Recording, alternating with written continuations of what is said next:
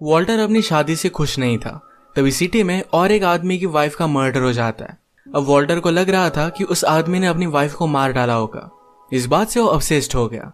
Hello friends, आज मैं आपको अ काइंड ऑफ मर्डर 2016 के एक थ्रिलर हॉलीवुड मूवी एक्सप्लेन करने वाला हूँ। इसका सस्पेंस हमेशा आपको आपकी सीट के एज पर रखेगा, तो अंत तक इस वीडियो को जरूर देखिएगा। अगर आपको वीडियो अच्छा लगता है तो प्लीज इसे लाइक और कमेंट जरूर कर दीजिए। अब बिना किसी देरी के एक्सप्लेनेशन स्टार्ट करते हैं। मूवी स्टार्ट होती है और हम मार्टी को देखते हैं। वो आज बहुत ही सस्पिशियस था। वो मूवी देखने के लिए गया था, पर अचानक से मूवी के बीच में से उठकर चला जाता है। अपने साथ वो उसके टीनेज कोवर्कर को भी लेकर गया था, जो उसकी गवाही दे सके। मूवी के बीच में उठकर चला जाता है और बाद में फिर से मूवी देखने के लिए आ गया। इसके बाद हम हमारा और एक मेन कैरेक्टर देखते हैं। इसका नाम है वॉल्टर। अपना काम खत्म कर अपनी वाइफ को छोड़ने के लिए स्टेशन पर आया। उसकी वाइफ का नाम है क्लारा, और क्लारा की मदर की तबीयत जरा खराब थी, जो हमेशा खराब ही रहती थी। वॉल्टर आज बहुत ही एक्साइटेड था। वो उससे कहता है मेरी स्टोरी पब्लिश हो चुकी है। वो एक आर्किटेक्चर फर्म में काम करता है। क्लारा को उसका इस तरीके से राइटिंग करना अच्छा नहीं लगता। वॉल्टर की एक्साइटमेंट देखकर उसे थोड़ा भी अच्छा नहीं लगता। वॉल्टर चाहता था कि वही अपनी कार में क्लारा को उसकी मदर के यहाँ छोड़ दे, पर क्लारा कहती है कि मेरा मूड नहीं है। जब इनकी शादी हुई थी तो एक दूसरे के साथ बहुत अच्छे से टाइम स्पेंड किया करते थे। इस तरीके से ट्रिप लेते थे और अपनी रिलेशनशिप को बरकरार रखते थे, पर अब यह सब नहीं होता। वॉल्टर उन दिनों को मिस करता है। वॉल्टर को बुरा लगा और घर आकर अपनी न्यू स्टोरी पर काम करना स्टार्ट कर देता है। नेक्स्ट सीन में हम देखते हैं कि मार्टी की वाइफ की डेथ हो चुकी है। इस डेथ को इन्वेस्टिगेट करने का काम ये लॉरेंस का था। लॉरेंस एक खतरनाक डिटेक्टिव है। एक चीज को अगर वो पकड़ ले तो जल्दी से जाने नहीं दे सकता। क्लारा जब अपने मदर के यहाँ से वापस आए तो वॉल्टर और उसके घर पर एक पार्टी थी। क्लारा के हाउस में गेस्ट का आना ये भी उसे अच्छा नहीं लगता। वो हमेशा कंप्लेन ही करती रहती है। वॉल्टर हमेशा सारी सिचुएशन को सुधारने की कोशिश करता रहता है। आज इस पार्टी में वॉल्टर की एक फ्रेंड उसके साथ अपनी फ्रेंड को लेकर आई थी। इसका नाम था एली। इन दोनों का इंट्रोडक्शन हुआ और एक दूसरे से बात करने लग गए। ये बात क्लारा को अच्छी नहीं लगती। एली ने वॉल्टर से पूछा कि तुम करते क्या हो। वॉल्टर ने कहा कि मैं आर्किटेक्ट हूँ, पर मुझे राइट करना अच्छा लगता है। वो गेस करता है कि एली भी क्रिएटिव है, शायद वो सिंगिंग करती है, और ये गेस राइट था। ये दोनों और बात करते तभी वॉल्टर का फ्रेंड इन्हें इंटरप्ट कर देता है। रात में क्लारा ने वॉल्टर को एली के बारे में पूछा। उसे उस पर शक होने लग गया था। वॉल्टर इस बात को उसे जाने देने के लिए कहता है। वो आज उसके साथ इंटीमेट होना चाहता था, पर क्लारा ने इसके लिए उसे मना कर दिया। वॉल्टर उसे पूछता है कि आजकल तुम्हारा मूड ऐसा क्यों होता है। इन दोनों में कोई भी फिजिकल रिलेशन हुए बहुत दिन हो गए थे। वॉल्टर फिर से निराश होकर अपनी स्टोरी लिखने लग जाता है। नेक्स्ट सीन में हम देखते हैं कि लॉरेंस मार्टी से मिलने के लिए आया हुआ था। लॉरेंस का पूरा शक मार्टी पर है कि उसने अपनी वाइफ को मार डाला होगा। वो उसे कहकर जाता है कि किलर कितना भी स्मार्ट हो, मैं उसे पकड़ ही लूंगा।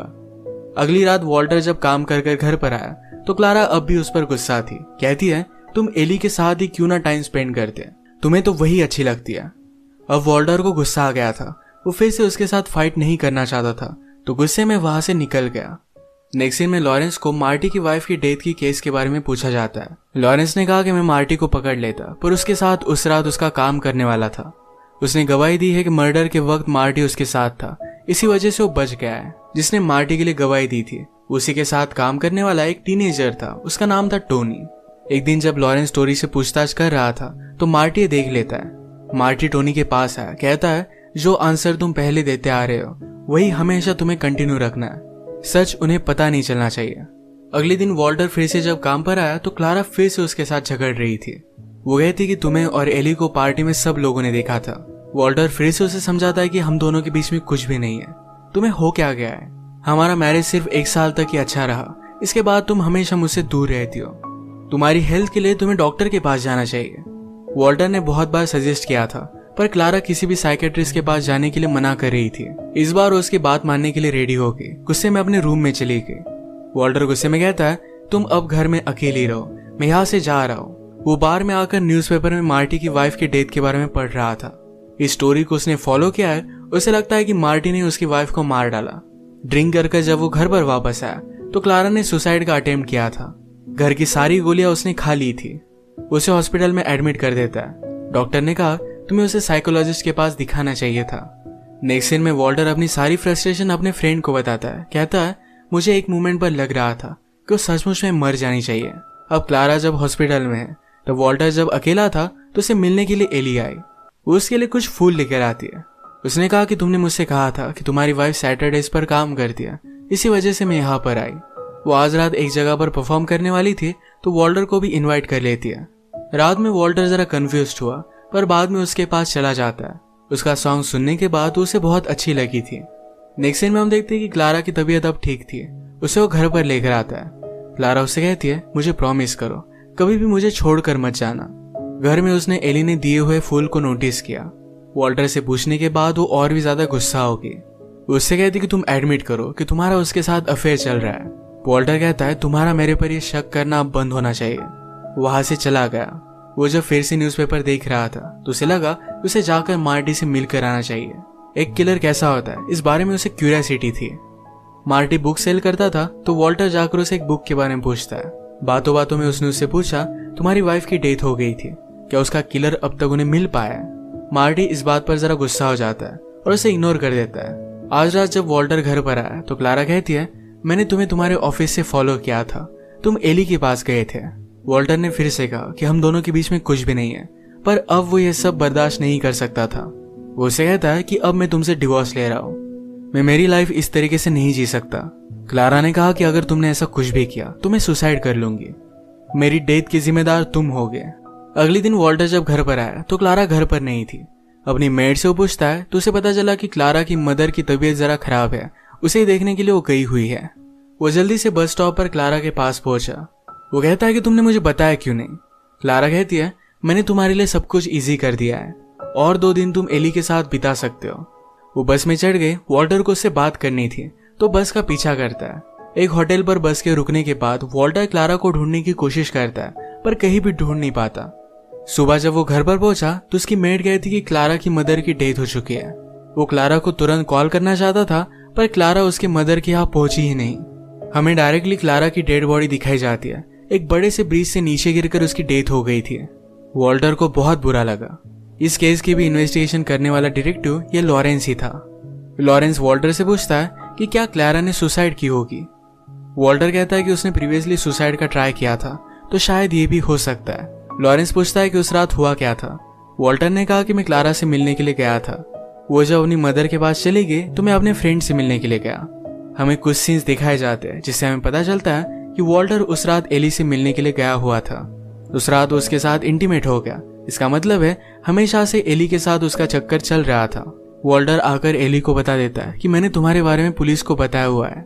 एली को ये बात उतनी अच्छी नहीं लगती। नेक्स्ट सीन में लॉरेंस मार्टी से मिलने के लिए आया हुआ था। वो कहता है, जिस तरीके से तुम्हारी वाइफ की डेथ हुई थी उसी तरीके से क्लारा की भी डेथ हुई है। मैं इस बात को इग्नोर कर देता, पर जब भी वाइफ की डेथ होती है तो बहुत बार इसके पीछे हस्बैंड ही होते हैं। तुम्हारे साथ काम करने वाले टोनी से भी मैं आजकल बात कर रहा हूँ, देखते आगे क्या होता है। लॉरेंस की इस तरीके से इन्वेस्टिगेशन करने की वजह से मार्टी जरा डिस्टर्ब हो गया था। अगले सीन में क्लारा के फ्यूनरल हुआ। वॉल्टर अपने फ्रेंड के साथ था। उसे कहता है, कभी कभी मुझे लगता था कि मैं उसे मार डालूं। उसे इस बात के लिए बहुत ही बुरा लग रहा था। मार्टिन का फ्रेंड कहता है कि लगने में और करने में बहुत डिफरेंस होता है, ज्यादा वरी मत करो। क्लारा की डेथ के बाद वॉल्टर के यहाँ पर काम करने वाली मेड भी उसे छोड़कर चली गई क्योंकि उसे लगता था क्लारा के मर्डर के पीछे वॉल्टर ही है। नेक्स्ट सीन में वॉल्टर को लॉरेंस पुलिस स्टेशन बुलाता है। वहां पर उसने एक आदमी को लाया था जो वॉल्टर को पहचान लेता है। उस आदमी के जाने के बाद लॉरेंस ने वॉल्टर से कहा कि यह आदमी बता रहा था कि उस रात होटल पर तुम क्लारा को ढूंढ रहे थे।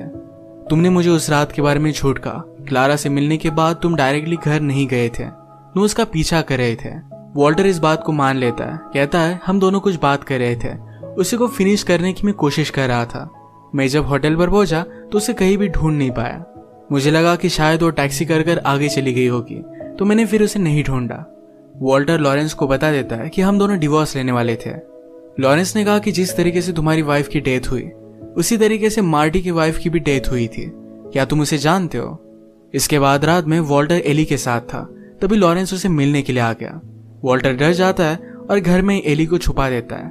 लॉरेंस ने यहाँ पर वॉल्टर के ड्रिंक्स के 2 ग्लास नोटिस किया। उसे पता था यहाँ पर वो किसी के साथ है तो सारे घर को देखने लग जाता है। वॉल्टर जहाँ पर काम करता है ये भी उसने देखा। उसे एक न्यूज़पेपर मिला जिसमें मार्टी की वाइफ की डेथ के बारे में लिखा हुआ था। वो वॉल्टर पर गुस्सा हो जाता है। कहता है, तुमने मुझसे कहा था कि तुम मार्टी के बारे में नहीं जानते। वॉल्टर कहता है कि मैं राइटर हूँ, मुझे इस तरीके से न्यूज़पेपर कटिंग्स निकालनी पड़ती है, मैं इसके बारे में भूल गया था। वॉल्टर को लगता है कि अब वो ट्रबल में है, तो एली और अपने फ्रेंड के साथ ये सब चीजें वो डिस्कस कर रहा था। फ्रेंड ने कहा कि तुम एक लॉयर को हायर कर लो, इससे तुम्हें बहुत हेल्प मिलेगी। वॉल्टर कहता है कि मैंने कुछ नहीं किया, तो मुझे लॉयर की जरूरत नहीं। एली को भी इस केस के बारे में जब सब कुछ पता चला तो वॉल्टर पर वो गुस्सा हो गई थी। वहां से चली जाती है। वॉल्टर का फ्रेंड उसे कहता है कुछ दिनों के लिए तुम छुट्टी ले लो, इस केस की इन्वेस्टिगेशन की वजह से उनकी फर्म की इज्जत जा सकती है। लॉरेंस पर भी इस केस को सॉल्व करने का प्रेशर बढ़ता जा रहा था। उसका सुपीरियर उसे इस केस को जाने देने के लिए कहता है, पर जब तक वो इसे सॉल्व ना कर ले तब तक वो उसे जाने नहीं दे सकता। अब लॉरेंस एली से भी पूछताछ करने के लिए आया हुआ था, पर एली उससे कुछ भी बात नहीं करती। वो फिर वॉल्टर को अपने साथ लेता है और मार्टी के पास आता है। वॉल्टर और मार्टी को उसने इंट्रोड्यूस करवा दिया। वो कहता है तुम दोनों में बहुत सारी चीजें सिमिलर है।